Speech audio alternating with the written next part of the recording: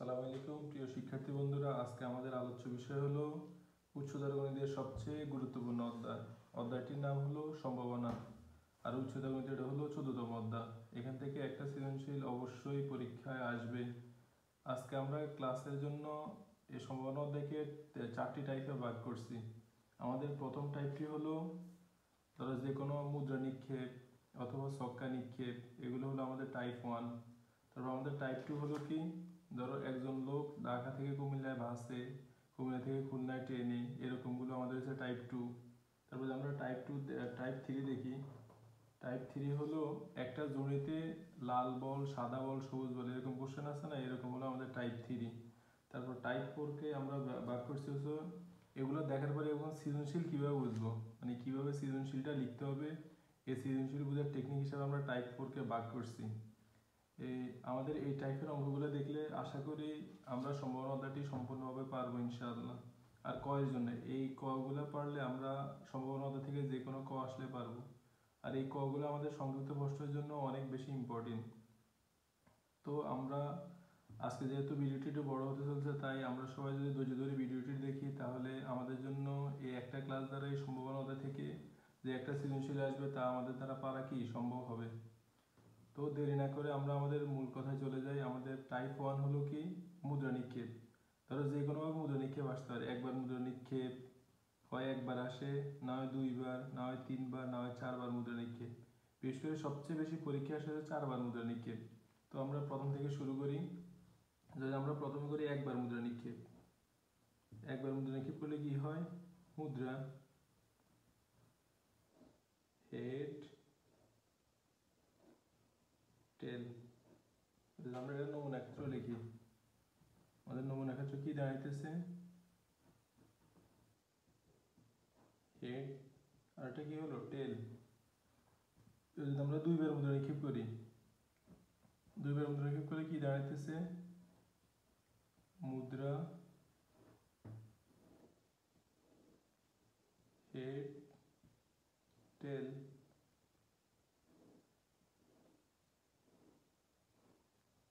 কি দাঁড়াইতেছে এখানে, হেড আবার কি টেল, আবার এখানে হেড, এখানে কি টেল। তাহলে আমাদের নমুনা ক্ষেত্র কি হইতেছে, নমুনা ক্ষেত্র হইতেছে এইচ এইচ, আবার কি হইতেছে S T, T H, T টি। আমাদের দুইবার মুদ্রা নিক্ষেপ কি শেষ। এখন যদি আমরা তিনবার মুদ্রা নিক্ষেপ করি, তিনবার মুদ্রা নিক্ষেপটা কেমন, মুদ্রা হেড টেল। তাহলে কি হয়, হেড টেল, হেড টেল। এখান থেকে যদি আবার বের হয়, head tail, head tail, head tail, head টেল। তোমরা নিজেরা 3 নম্বরের ক্ষেত্রে নমুনা ক্ষেত্র নিজেরা লিখে নিও। এবার 4বারের মুদ্রা নিক্ষেপ, সবচেয়ে বেশি পরীক্ষা আসে কি 4বার মুদ্রা নিক্ষেপ। 4বার মুদ্রা নিক্ষেপ, 4বার মুদ্রা নিক্ষেপ কি বিবিআই, এটা পরীক্ষার জন্য সবচেয়ে বেশি ইম্পর্টেন্ট। সবচেয়ে বেশি পরীক্ষা আসে কি 4বার মুদ্রা নিক্ষেপ। তাহলে আমাদের মুদ্রা 4বার মুদ্রা নিক্ষেপ করতেছি। প্রথমে আমাদের 4বারের ক্ষেত্রে প্রথমে কয়বার, একবার মুদ্রা নিক্ষেপ করতে হবে, হেড টেল একবার হইল।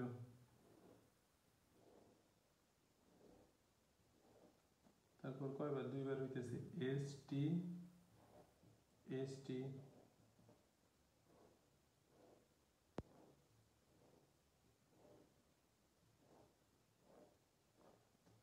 হেড টেল, হেড টেল।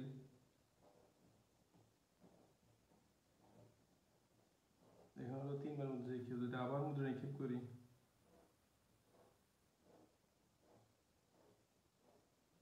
এগুলো সবগুলো সমান হইলে সবচেয়ে সুন্দর। তাহলে কি হইতেছে, head tail, head tail, head tail, টেল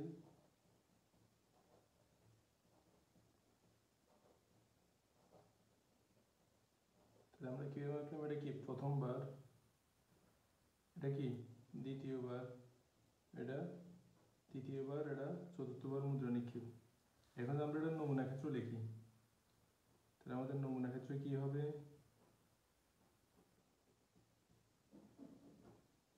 এইচ এইচ এইচ এইচ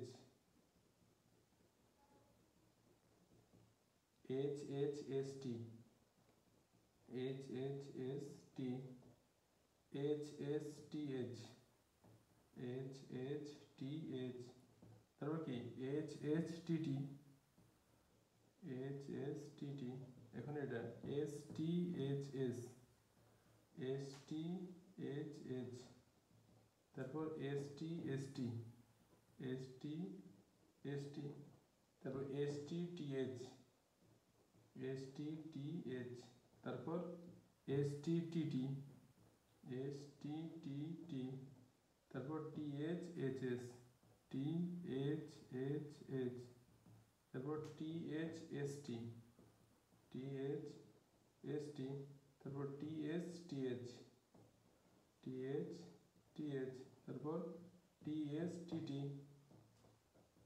টি এস টি টি, তারপর T T H S T T H S T T T H T T T T T H, তারপর T T T T T T T টি। এ হলো আমাদের চারবার মুদ্রা নিক্ষেপ। দেখি পরের কোশ্চেনটা হলো একটি ছক্কা ও দুইটি মুদ্রা নিক্ষেপ। পরের কোশ্চেনটা কি? একটি ছক্কা ও দুইটি মুদ্রা নিক্ষেপ। যদি আমরা এটা দেখি, একটি ছক্কা ও দুটি মুদ্রা নিক্ষেপ,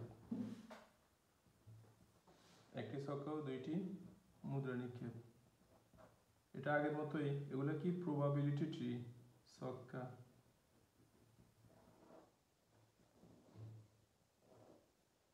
তিন, চার, পাঁচ, ছয়, এটা ধরলাম এক নাম্বার। এটা কত? দুই, তিন, চার, পাঁচ, ছয়। এখন দুইটি মুদ্রা, একবার মুদ্রা নিক্ষেপ হইল, হেড টেল। এখন এখান থেকে আবার কি আরেকটা হবে, কারণ দুইবার মুদ্রা নিক্ষেপ, হেড টেল। আবার এখান থেকেও সেম, হেড টেল। এখান থেকে কি হবে? এখানে কি দুই ছিল, হেড কি হবে? টেল। এখান থেকেও হেড টেল, এখান থেকে কি হবে? হেড টেল। সেম ভাবে এগুলো কি হবে? হেড টেল, একবার মুদ্রা নিক্ষেপ গেল। আবার এখান থেকে যদি আমি কি আঁকি, হেড টেল, এখান থেকেও কি সেম, হেড টেল। আশা করি তোমরা এগুলো নিজে নিজে কি এখন পারবা। তাহলে আমরা যদি এবার নমুনা ক্ষেত্র লিখি, তাহলে আমার নমুনা ক্ষেত্রে কি দাঁড়াইতেছে? 1HH, কেন লিখতে হবে 1HH? তারপর কি 1ST, এখান থেকে যদি লিখি 1TH, কি হবে? 1TT। আশা করি তোমরা কি এই নমুনা ক্ষেত্র করতে পারবা। এখন আমাদের পরবর্তী কোশ্চেনটা কি? আমাদের দুটি ছক্কা নিক্ষেপ, সাথে কি একটা হবে এটার প্রবাবিলিটি ট্রি। এটা গাছের মতো দেখতে, এজন্য এটার নাম কি? Probability tree. দুটি ছক্কা নিক্ষেপ, যদি আমরা এখন দুইটি ছক্কা নিক্ষেপ করি, দুইটি ছক্কা,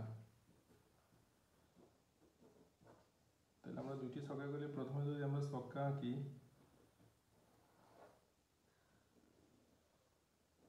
দুই, তিন, চার, পাঁচ, ছয়, এক, দুই, তিন, চার, পাঁচ, ছয়।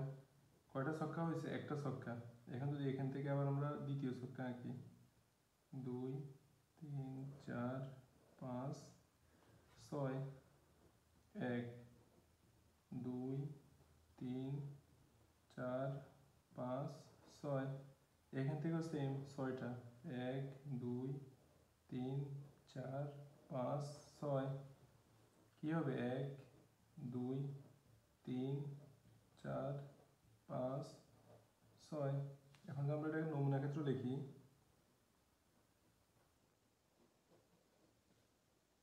এগুলো অনুরূপভাবে কি তোমরা করে নিও। সেকেন্ড ব্র্যাকেট হবে ফার্স্ট ব্র্যাকেট হবে কি হবে 1 1 এ 1 1, তারপর কি হবে 1 2, তারপর কি 1 3, কি হবে 1 4 1 5 1 6।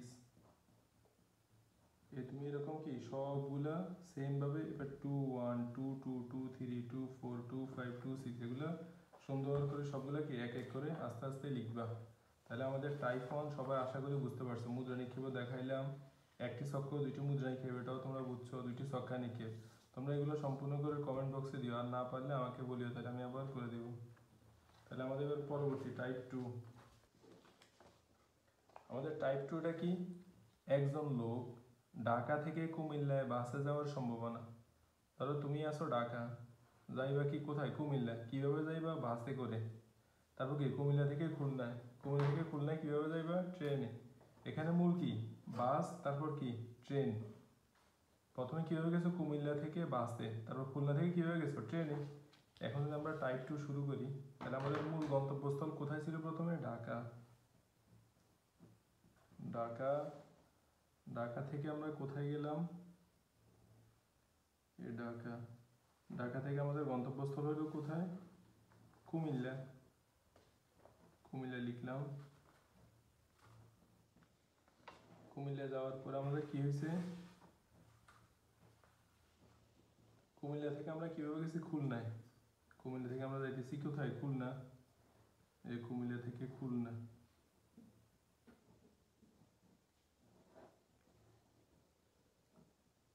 কুমিল্লা থেকে খুলনা।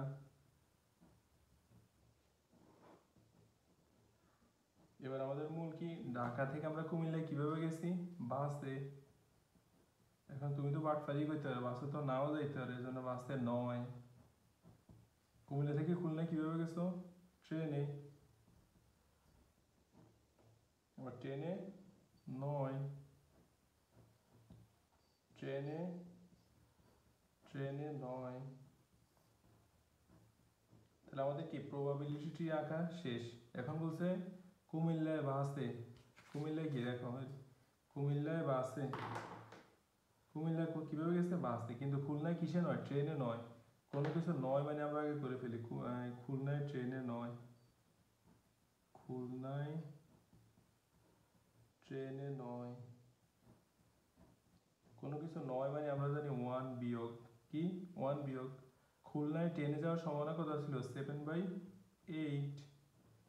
তাহলে আমাদের লসাগু কত, 8। তাহলে 8 একে 8, 8 এটা সরি কত থাকে, 1, একটা আবার 7 দ্বারা গুণ করলে 7 একে 7, 8 থেকে 7 গেলে কত থাকে, 1, 1/8। অনেকে এভাবে লেখে, ধরো ট্রেনে পাইছো কত, ট্রেনে আছে তোমার 7/8, অনেকে এভাবে লেখে 7/8।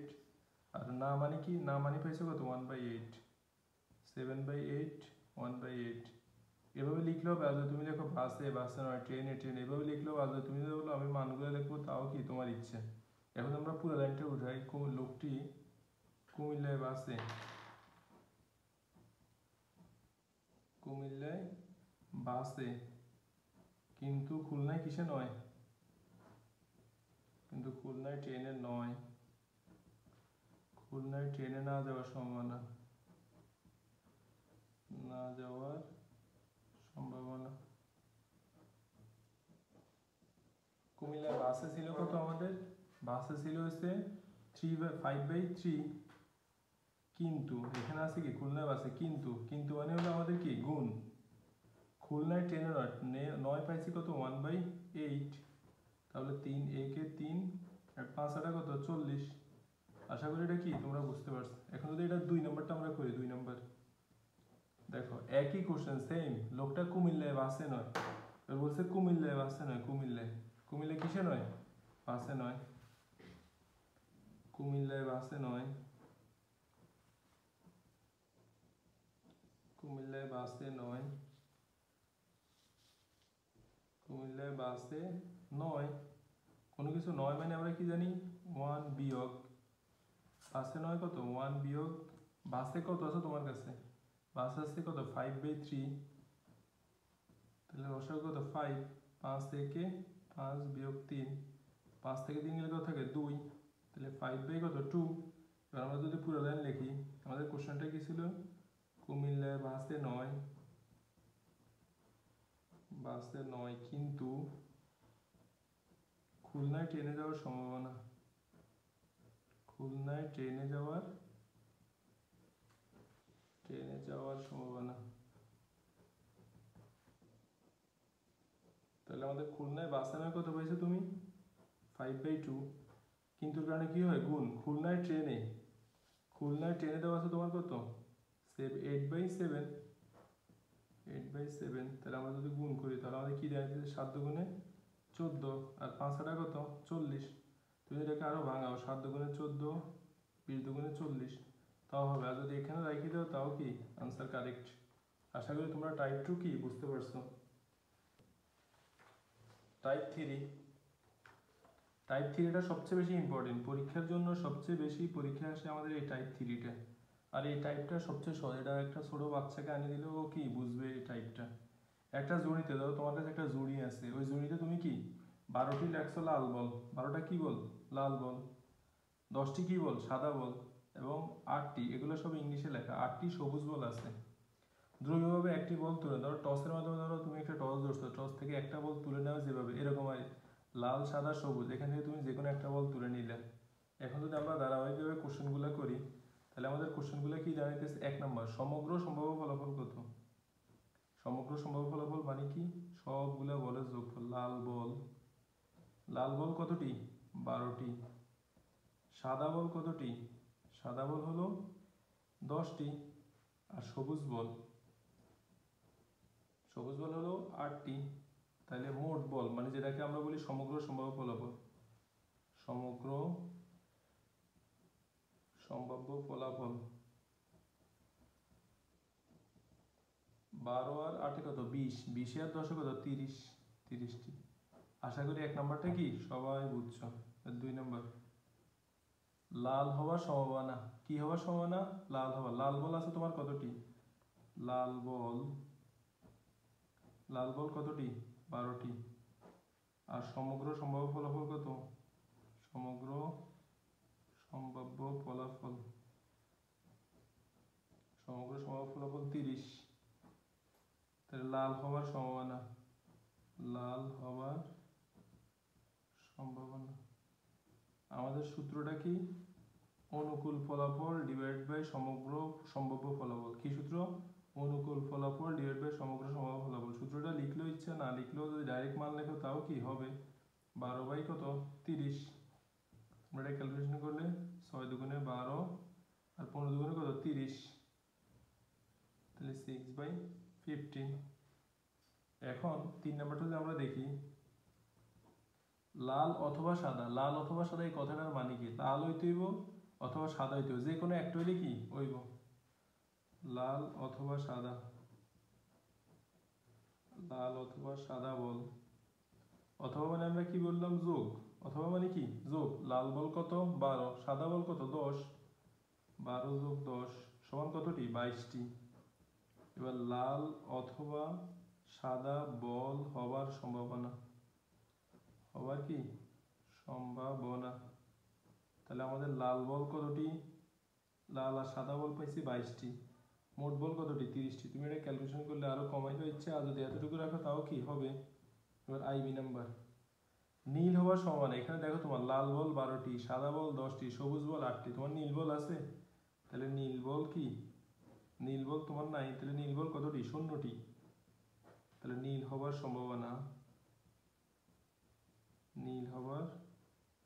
সম্ভাবনা, উপরে কি 0।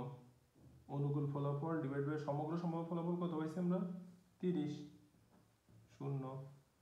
আইবি সাদা না হওয়ার, আমরা একটু আগে শিখছিলাম সাদা বল কতটি আছে আমাদের? 10টি। সাদা না হওয়ার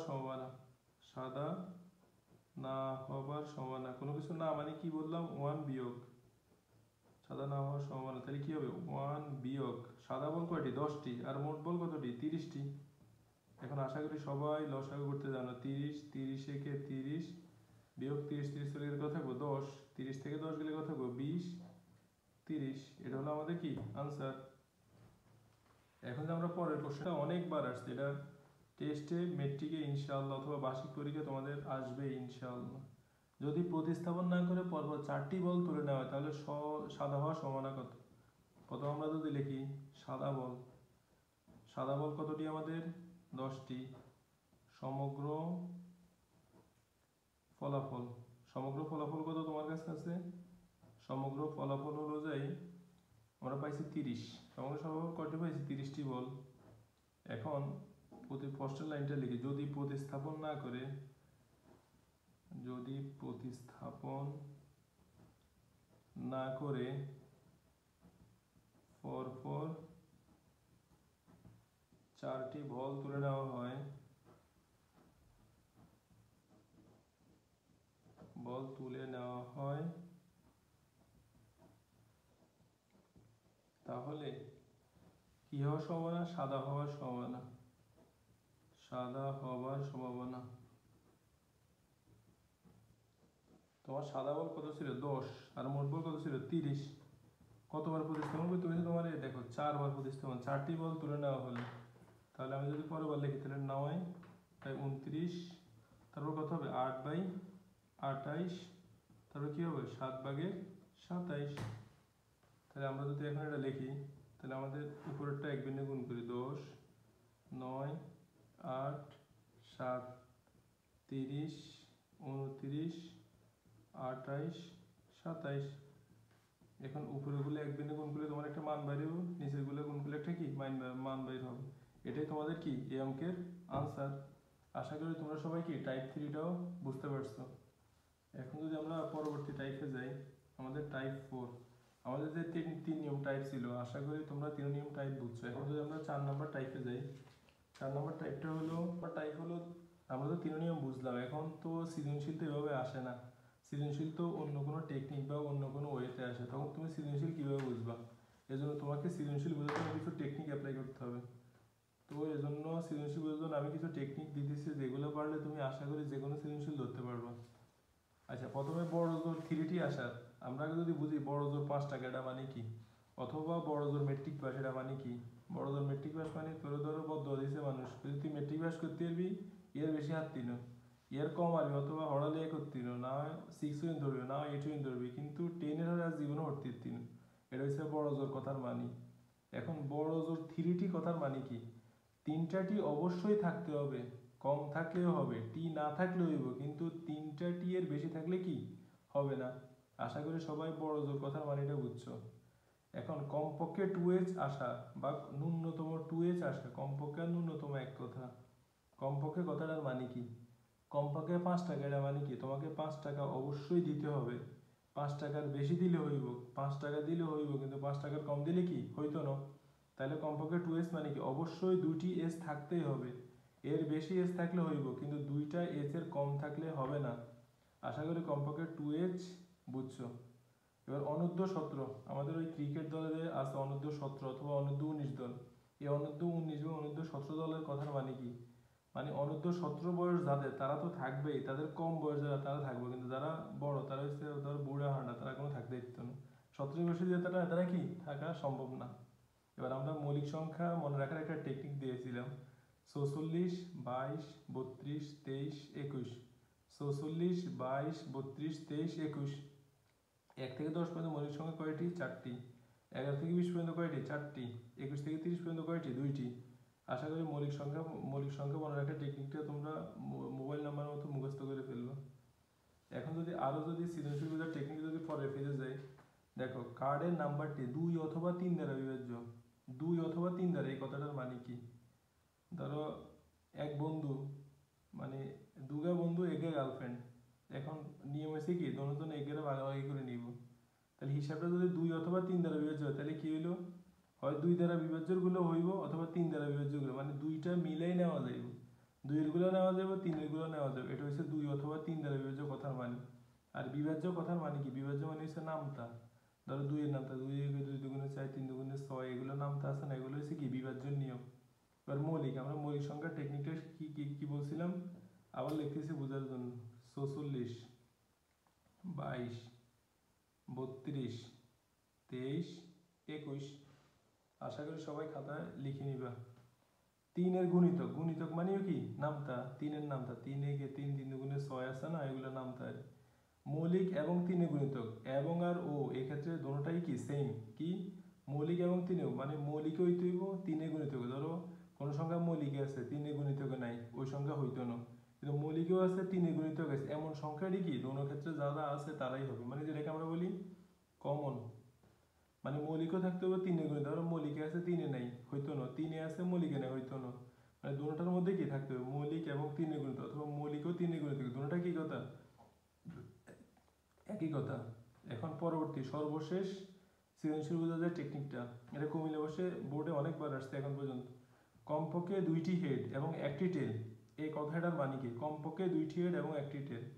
2টা হেড এবং তার বেশি হেড গ্রহণযোগ্য, মানে দুটো হেড তো আমরা লইমই, 2টা হেডের জায়গায় যদি 3টে হেড হয় অথবা 4টা হেড হয় তাও কিন্তু কি তা নেওয়া যাবে, কিন্তু তার সাথে 1টি টেল অথবা তার থেকে বেশি টেল, কমপক্ষে 2টি হেড, এর মানে তো বুঝছো। আর কমপক্ষে 1টি টেলের সাথে কিন্তু কমপক্ষে লেখাটাও আছে, কমপক্ষে 1টি টেল মানে কি একটা টেল তো থাকতেই হইব, একটা টেলের বেশি থাকলেও হইব, কিন্তু কম থাকলে কি হইতো না। এটা হচ্ছে আমাদের কি কমপক্ষে 2টি হেড এবং 1টি টেল মনে রাখার কি নিয়ম। এখন যদি আমরা সর্বশেষ যদি আমরা যদি সর্বশেষ টপিকসটা দেখি, এখন ক এর জন্য এখানে ক অনেক রকম ক আসে, তার মধ্যে সবচেয়ে বাছাই করা যে ক গুলা, এই ক গুলো আমাদের কি সবচেয়ে বেশি আসবে। তোমরা খাতায় লিখে ফেলো যাতে তোমাদের আর অসুবিধা না হয়। নমুনা ক্ষেত্র ও নমুনা বিন্দু কি উদাহরণ দাও। আশা করি তোমরা বই থেকে এটা কি লিখতে পারো, নমুনা ক্ষেত্র ও নমুনা বিন্দু কি উদাহরণ দাও। দ্রব্য পরীক্ষা কি, ধরো কোনো পরীক্ষার সম্ভাব্য ফলাফল আগে থেকে জানা থাকে, কিন্তু কোনো একটা নির্দিষ্ট কি ফলাফল আসবে তা নির্দিষ্ট করে যখন বলা যায় না তখন তাকে কি বলা হয় দ্রব্য পরীক্ষা। ধরো তুমি ক্রিকেট খেলতে গেছো, এখন ধরো এই দলে বলে এই দল ব্যাটিং করবে, এই দল বলে এই দল ব্যাটিং করবো, তখন তোমরা কি দাও টস দাও, টস দিলে কে ব্যাটিং পাবে এটা তো বলা যায় না, তখন ব্যাটিং এর মধ্যে যে দল ব্যাটিং করবে আমরা যে দলে টসে জিতে তাদেরকে আমরা কি ব্যাটিং দিয়ে দিই। এখন 3 নম্বর কোশ্চেনটা তো অনেকবার আসছে এখন পর্যন্ত, এটা বিবিআই। দেখাও যে কোনো সম্ভাবনা মান 0 থেকে 1-এর মধ্যে সীমাবদ্ধ, মানে কি সম্ভাবনার মান হয় 0 হইব না হয় 1 হইব। এটা যদি আমরা একটু করে দেখাই, কারণ যেহেতু এটা অনেকবার আসছে এখন পর্যন্ত তাই আমরা চাইতেছি এটা করে দেওয়ার জন্য। ধরি সম্ভাবনার মোট ফলাফল, সম্ভাবনার মোট ফলাফল, সম্ভাবনার মোট ফলাফল কত n, সর্বনিম্ন কি ধরলাম, সর্বনিম্ন ধরলাম 0, তাহলে কি সম্ভাবনা 0 থেকে 1-এর মধ্যে সীমাবদ্ধ, তাহলে সর্বনিম্ন হবার সম্ভাবনা, সর্বনিম্ন হবার সম্ভাবনা, তাহলে 0 কি n মানে কি 0, আর সর্বোচ্চ কি হবে, সর্বোচ্চ কি n, তাহলে সর্বোচ্চ হবার সম্ভাবনা, সর্বোচ্চ হবার সম্ভাবনা। আর হাতের লেখা না বুঝলে বলবা, তাহলে তোমাদেরকে আবার স্ক্রিনশট দিয়ে দেখা দেওয়া হবে। n দিয়ে ভাগ দিলে কত 1, তাহলে আমাদের সর্বনিম্ন মান আর সর্বোচ্চ মান 0 থেকে 1-এর মধ্যে সীমাবদ্ধ আসেনি, তাহলে 0 থেকে 1-এর মধ্যে সীমাবদ্ধ হয়ে গেল। এবার পরের কোশ্চেনটা দেখো, এটাও কি অনেকবার আসছে, একটি নিরপেক্ষ সংখ্যা মৌলিক সংখ্যা আসার সম্ভাবনা। আচ্ছা ধরো আমরা একটা সংখ্যা নিয়োগ করলে কি উঠে 1 2 3 4 5 6, এখন এগুলোর মধ্যে মৌলিক সংখ্যা কোনগুলা, কিভাবে লিখবা, মৌলিক সংখ্যা আসার অনুকূল ফলাফল, অনুকূল ফলাফল। তাহলে আমাদের অনুকূল ফলাফল কয়টি আছে আমরা যদি লিখি, কারণ মৌলিক সংখ্যা কারে কয়, যেই সংখ্যাকে ওই সংখ্যা ছাড়া অন্য কোনো সংখ্যা দ্বারা ভাগ যায় না তাকে কি বলে মৌলিক সংখ্যা। এখানে 2-কে ওই সংখ্যা ছাড়া অন্য কোনো সংখ্যা দ্বারা ভাগ যায় না, 2 3 5, তাহলে এখানে আমাদের অনুকূল ফলাফল কয়টি, 3টি। 3টি মানে কি এখানে 2 3 5, তাইলে মৌলিক সংখ্যা আসার কি এবার সম্ভাবনা, মৌলিক সংখ্যা কয়টা বললাম 3টা। এখন মোট বিন্দু কয়টা আমরা জানি, এখানে কি হবে অনুকূল ফলাফল ডিভাইড বাই কি সমগ্র সম্ভাব্য ফলাফল, সমগ্র সম্ভাব্য 1 2 3 4 5 6টা, তাহলে 3 1 3 3 দুগুণে 6, এটা এমসিকিউর জন্য সবচেয়ে বেশি ইম্পর্টেন্ট। এখানে যা দেওয়া আছে এগুলো রিটেনও আসে এমসিকিউতেও আসে। এখন পরবর্তী কোশ্চেন দেখো, একটি ছক্কা নিক্ষেপে, এটাও অনেক ইম্পর্টেন্ট, এটা বেশি সংক্ষিপ্ত প্রশ্নেতে আসে। একটি ছক্কা নিক্ষেপে জোড় সংখ্যা অথবা 3 দ্বারা হয়ে যায়, আমরা যদি ছক্কা নিক্ষেপ করি, ছয়খানে কি করলে 1 2 3 4 5 6, এটা আমাদের কত নম্বর? ধরো 4 নম্বর। এখন বলছে জোড় সংখ্যা অথবা 3 দ্বারা বিভাজ্য। জোড় সংখ্যা অথবা 3 দ্বারা বিভাজ্য, এই কথাটার মানে কি? জোড় সংখ্যা হইতে হইব অথবা কি দ্বারা? 3 দ্বারা বিভাজ্য হইতে হইব। তাহলে আমাদের জোড় সংখ্যা কিটা কিটা আছে? 2 4 6, আর 3 দ্বারা বিভাজ্য কিন্তু কোনটা কোনটা? 3 আর 6। তাহলে আমাদের মোট কয়টা হলো? 1 2 3 4টা হইলো। কয়টা হলো? তাহলে 3 দ্বারা জোড় সংখ্যা অথবা 3 দ্বারা বিভাজ্য, জোড় সংখ্যা অথবা 3 দ্বারা বিভাজ্য কয়টা আছে এখানে? 1 2 3 4টা। 4টি কিভাবে হলো? 4টি কি? 2 3 4 6। তাহলে এবার যদি আমরা জোড় সংখ্যা অথবা 3 দ্বারা বিভাজ্য হওয়ার সম্ভাবনা লিখি, সম্ভাবনা কি হবে? 4, আর মোট কত? 6। তাহলে কি দাঁড়াইতেছে? 2/3। আশা করি কি সবাই বুঝছো। এখন সর্বশেষ, কোনো শহরে 12 দিন বৃষ্টি হয়েছে, তাহলে 5 আগস্ট বৃষ্টি না হওয়ার সম্ভাবনা কত? আগস্ট মাস কয় দিনে? তোমরা কোন মাস কয় দিন? আশা করি তোমরা সবাই জানো, এমনি হিসাব করতে হয়। জানুয়ারি ফেব্রুয়ারি, যদি কোনো কিছু উপরে থাকে তাহলে এটা কত দিন হয়? 31 দিনে। January February March April May June July August, August উপরে, তাহলে আগস্ট মাস কয় দিনে? 31 দিনে। আগস্ট উপরে, তাহলে আগস্ট মাস কত দিনে? 31 দিনে। তাহলে আমরা যদি লিখি আগস্ট মাস 31 দিনে, আগস্ট মাসের কোনো এক দিনের, আগস্ট মাসের কোনো কোনো একদিন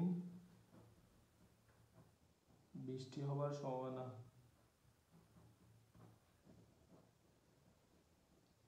12 দিন বৃষ্টি হয়েছে, তাহলে 12 ডিভাইড বাই মোট কত দিন? 31। এখানে 5 আগস্ট দিয়ে কনফিউশন, এখানে 5 আগস্ট মানে কি? একদিনে বৃষ্টি, কিন্তু ওই মাসে কত দিন বৃষ্টি হয়েছে? মোট 12 দিন বৃষ্টি হয়েছে। তাহলে কি হবে? 12/31। এখন বলছে কি বৃষ্টি না হওয়ার সম্ভাবনা, কোনো কিছু না মানে কি আমরা শিখছিলাম 1 বিয়োগ 12/31। তাহলে 31 মাইনাস 12, এখানে বিয়োগ করলে কত থাকে? 12 18 19, নিচে কত? 31। আশা করি বুঝতে পারছো। এটা না আসে, অনেক সময় আসে 2025 সালের ফেব্রুয়ারি মাসেরটা আসলো, ধরো 2025 সালে ফেব্রুয়ারি মাসে ধরো 5 দিন বৃষ্টি হয়েছে। 5 দিন বৃষ্টি হলে ধরো 12ই ফেব্রুয়ারি বৃষ্টি হওয়ার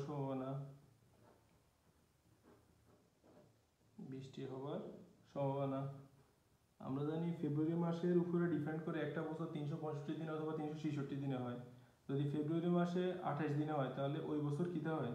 ওই বছর হয় 365 দিনে। আর ফেব্রুয়ারি মাস 29 দিনে কখন হয়? যখন লিপ ইয়ার হয়।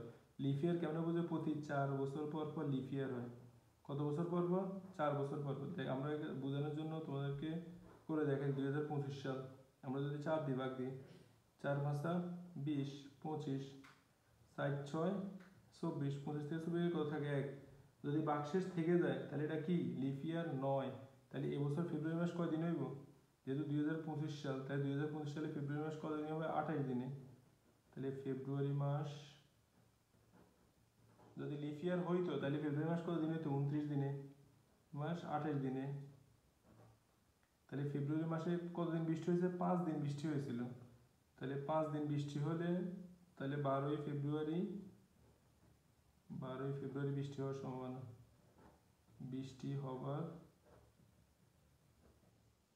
সম্ভাবনা, তাহলে 12ই ফেব্রুয়ারি তো হবে না, কয়দিন বৃষ্টি হয়েছে? 5 দিন। আর মোট ওই মাস কদিন? 28 দিনে। আশা করি সবাই পুরো সম্পূর্ণ ক্লাসটা আশা করি বুঝতে পারছো। তোমাদের যদি ক্লাসটা ভালো লাগে তাহলে অবশ্যই চ্যানেলটি কি করবা? সাবস্ক্রাইব করবা এবং অন্যকে দেখার জন্য শেয়ার করে দিবা। আমাদের চ্যানেল নাম কি? ভাইয়া স্যার।